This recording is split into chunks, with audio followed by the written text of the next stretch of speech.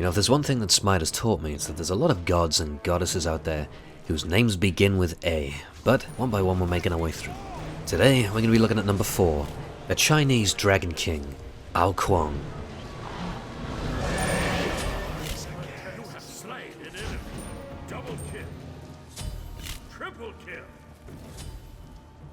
In SMITE, Kuang is a ranged mage. His passive is called Graceful Winds. Kuang's magical power is increased by a value equal to 5% of his maximum mana. This can place a strong influence on your build choice, and with the right itemization, Kuang can potentially have the highest magical power out of any mage in the game. Kuang's first ability is called Squall. Kuang coughs up a dusty furball, or some kind of breath projectile, that fires in a line in front of him and explodes upon impact, dealing damage in a small AoE and slowing anybody caught in the radius. As you reach mid to late game, Squall will start putting out a significant burst of damage. The slow it provides can be useful for preventing enemies' escape, or in this case helping your teammates escape as Bart gets discouraged after being slowed by the nuke. Squall can also be cast whilst on the move, and you don't lose any speed whilst firing, making it a good chasing move and finisher, as I clean up Bart's with the nuke, and I pick off Odin for the double kill with an auto attack as he's near death.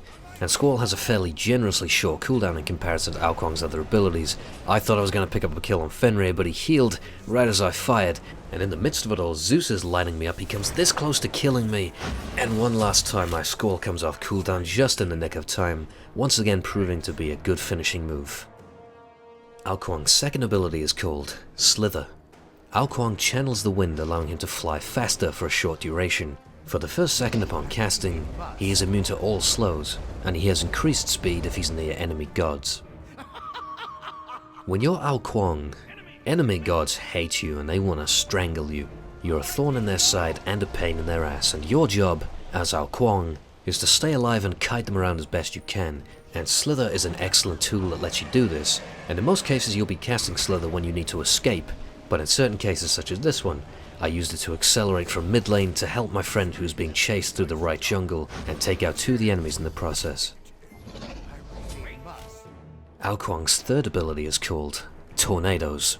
Kuang summons a mighty storm at his ground target location. It's simply a tornado-filled circle, and if an enemy steps inside the circle, a smaller tornado will branch onto them and follow them, applying a rather nasty damage over time. The dot takes 6 times over 3 seconds, but stepping inside the circle again will refresh the dot.